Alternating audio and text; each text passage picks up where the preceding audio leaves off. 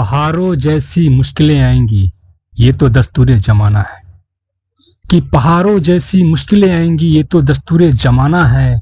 हमें हर पहाड़ तो रास्ता बनाना है। कि मुश्किलें यदि पहाड़ हैं तो हम भी दशरथ मांझी हैं। जब तक तोड़ेंगे नहीं तब तक छोड़ेंगे नहीं। सब बराजे खुश हैं। निम्नलिखित पर बहुपद इतना के मान ज्ञात करना है। ठीक है, हमें x बराबर 0 पे, x बराबर -1 पे और x बराबर 2 पे हमें ये जो बहुपद है इनका मान ज्ञात करना है। हम क्या करेंगे, मान लेंगे कि ये जो बहुपद है ये px है। ये बहुपद क्या है, px। हमने इस बहुपद को px मान लिया। क्यों? क्योंकि ये बहुपद जो है चर x के रूप में बहुपद है। ठीक है, तो हमने इसको px मान लिया। तो px बराबर क्या हो जाएगा, 5x - 4x स्क्वायर प्लस 3। ठीक है, अब क्या करेंगे हम यहाँ पे x बराबर 0 पे इसका मान ज्ञात करना है। तो x की जगह हम क्या रखेंगे, x की जगह रखेंगे हम 0। x की जगह मान क्या रखेंगे, 0। x की जगह हम मान रखेंगे 0। तो जहां जहां x है वहां हम 0 मान रखेंगे। तो यहाँ पर भी x स्क्वायर है, मतलब 0 का स्क्वायर, उसके बाद प्लस 3। ये जो मैंने ब्रैकेट रखा ये समझाने के लिए रखा कि ये जो ब्रैकेट है ये x की जगह मान रखने वाली ब्रैकेट है। ठीक है, तो जहां जहां x है वहां हमने 0 मान रखा। अब क्या करेंगे, थोड़ा कैलकुलेशन कर लेते हैं। तो जब 5 को हम 0 से गुना करेंगे तो हो जाएगा 0। किसी भी नंबर को जब 0 से गुना करते हैं तो 0 होता है। यहाँ पे 0 का स्क्वायर है तो 0 का स्क्वायर 0, तो ये हो जाएगा 0। 0 को 4 से गुना करेंगे तो 0, उसके बाद प्लस ये 3। 0 - 0 0 प्लस 3 है तो ये हो गया प्लस 3। ठीक है, यानी x बराबर 0 पर जो है इस बहुपद यानी px का मान जो है वो कितना है। इसी प्रकार हम पुनः ये जो बहुपद है इस बहुपद को हम मान लेंगे px यानी x के रूप में मान लेंगे। उसके बाद x की जगह -1 पर जब इसका मान निकालेंगे तो आएगा, थोड़ा सा कैलकुलेशन आप कर लीजिएगा, आसान है, कोई बड़ी बात नहीं है। इसका मान आएगा -6। 2 पर जब इस बहुपद का मान निकालते हैं तो आता है इस बहुपद का मान -3। ठीक है, इसी तरह दूसरा देखिए, निम्नलिखित बहुपदों में से प्रत्येक बहुपद के लिए P0, P1 और P2 का मान ज्ञात करना है। यहां पर भी हमें मान ज्ञात करना है।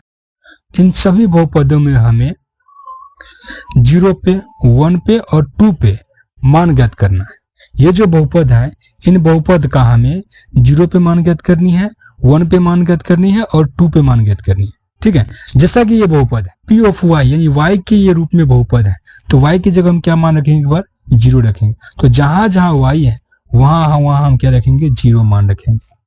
तो y का स्क्वायर है मतलब 0 का स्क्वायर माइनस y है तो ये 0, +1 +1।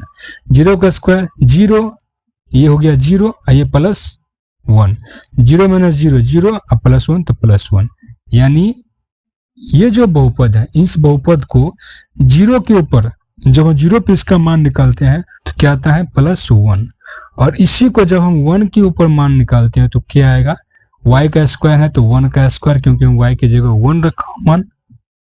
उसके बाद y +1 है तो 1 + 1, तो 1 का स्क्वायर 1 माइनस 1 प्लस 1। ठीक, देखिए 1 और 1, ये वाला 1 और ये वाला 1, 1 और 1 हो जाएगा 2। ये -1 था -1, ये -1 है तो -1, 2 में से -1 जाएगा तो 1 बचेगा। इसी तरह 2 के ऊपर हमें मान ज्ञात करनी है इस बहुपद को, तो जहां जहां y है वहां 2 मान रखनी है। तो 2 का स्क्वायर 4 माइनस 2 + 1। ठीक है, तो गया 1, ये +4, ये +1 और ये +4, 1 और 4 कितना हो जाएगा, 5 - 2 है तो 5 - 2 = 3। यानी ये जो बहुपद है इस बहुपद का मान 0 पे 1 आता है, 1 पे 1 आता है और 2 पे 3 मान आता है इसका। इसी तरह बाकी बहुपद का भी हमने मान निकाल रखा हूं, आप इसको एक बार देख लीजिएगा। कोई बड़ी कैलकुलेशन नहीं है, बस छोटा सा कैलकुलेशन है। बस इसको थोड़ा सा आपको प्लस माइनस को थोड़ा ना गौर से देखना पड़ेगा। ठीक है, ज्यादा कोई है नहीं इसमें। यहाँ थोड़ा देख लीजिए, यहाँ पे क्या है, जब 0 से -1 करिएगा तो -1 होगा, इसको थोड़ा ध्यान रखिए, ठीक है। और 0 + 1 करिएगा तो 1, तो -1 गुना +1, -1 गुना +1 इक्वल्स टू -1 होगा। इसको थोड़ा आप ध्यान रखिएगा, ठीक है। ये वाला जो प्रश्न है VBI हो सकता है, ठीक। तो चलिए हम नेक्स्ट प्रश्न को देख लेते हैं। सत्यापित कीजिए कि दिखाए गए मान निम्नलिखित स्थितियों में संगत बहुपद के शून्यक है। मतलब ये जो बहुपद है, हमें ये वाली जो मान है, क्या ये मान इस बहुपद का शून्यक है? यदि इस मान को इस बहुपद में x की जगह रखने पर यदि इस पूरे बहुपद का मान यदि शून्य हो जाता है तो हम कहेंगे कि ये जो x बराबर जो मान दिया हुआ है ये बहुपद का शून्यक है, ठीक है। तो क्या है, यहाँ पे x की जगह क्या रखना है, -1/3 मान रखना है। तो जहां जहां x है वहां पे हमें x की जगह -1/3 रखना है। तो 3 × x है, x की जगह क्या रखना है, -1/3 रखनी है, उसके बाद +1, ठीक है। अब देखिए 3 × -1/3 और ये +1, 3 कैंसल, ठीक है। बचा क्या, -1 +1, तो +1 और -1 ये तो कैंसिल होकर 0 आएगा, तो 0 आया। मतलब ये जो मान है, इस मान को इस बहुपद में रखने पर इस पूरे बहुपद का मान जो है वो शून्य हो जाता है। मतलब शून्यक वो किलर है जो बहुपद के पूरे मानने को 0 कर देता है, उसे ही शून्यक कहते हैं। तो ये जो है, ये जो मान है इस बहुपद का एक शून्यक है, ये शून्यक है। अब हमें इसमें देखना है, इस मान को हमें इस बहुपद में रखने पर क्या इस पूरे बहुपद का मान शून्य होता है? नहीं। तो ये जो है शून्यक नहीं है, ठीक है। इसी प्रकार हम देखते हैं, एक बार हमें 1 रखनी है और एक बार हमें -1 रखनी है। जब हम 1 रखते हैं तो पूरे बहुपद का मान जो है वो शून्य हो जाता है, तो मतलब 1 जो है शून्यक है। लेकिन जब -1 रखता हूं तो इस पूरे बहुपद का मान जो है शून्य हो जाता है, मतलब -1 भी इसका शून्यक है। कैसे? -1 का जब स्क्वायर करेंगे तो +1, उसके बाद -1 है तो -1 = 0। मतलब इस बहुपद का जो शून्यक है वो 1 और -1 दोनों है, क्योंकि दोनों मान रखने से इस पूरे बहुपद का मान शून्य हो जाता है। इसी प्रकार हम यहाँ देखेंगे तो हमें ये मिलता है कि -1 मान रखने पर इस बहुपद का मान क्या होता है, -3 होता है, और 2 मान रखने पर इस पूरे बहुपद का मान क्या हो जाता है, शून्य हो जाता है। तो 2 इसका शून्यक है, इस बहुपद का जो शून्यक है वो 2 है, लेकिन -1 नहीं है, ठीक है। x = 0 जो है इस बहुपद का शून्यक है। इसी तरह यहाँ देखिए, हमें x की जगह में -m/l लेनी है, x की जगह में क्या रखना है,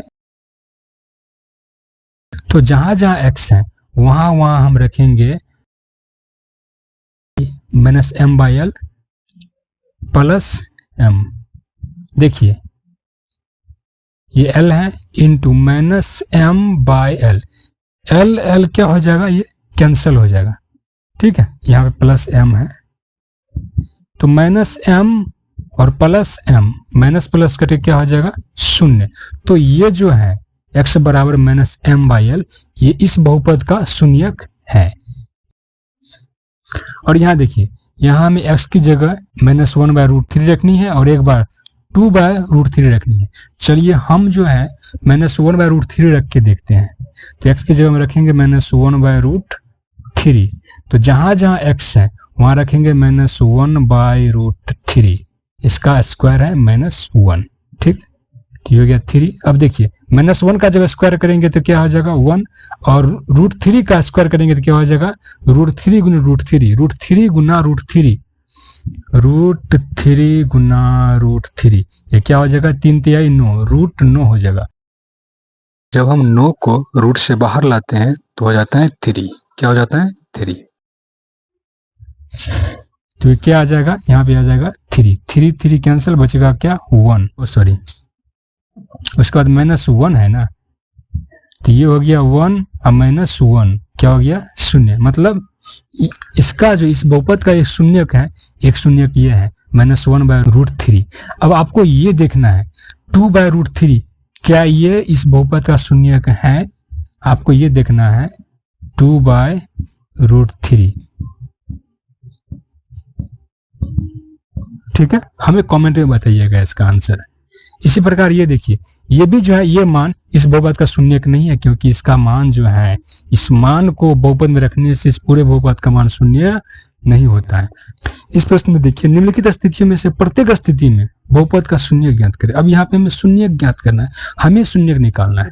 इस ऊपर वाले प्रश्न में क्या देखे थे कि हमें मान दिया हुआ था, हमें शून्य दिया हुआ था, बस हमें यह बताना था कि क्या ये मान इस बहुपद का शून्य है।